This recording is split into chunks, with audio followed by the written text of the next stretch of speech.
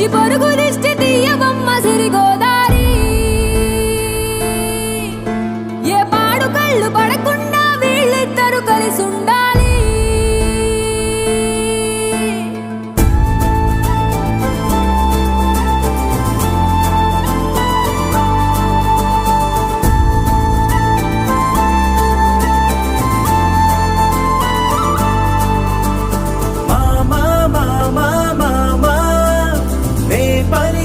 తొలి పదమా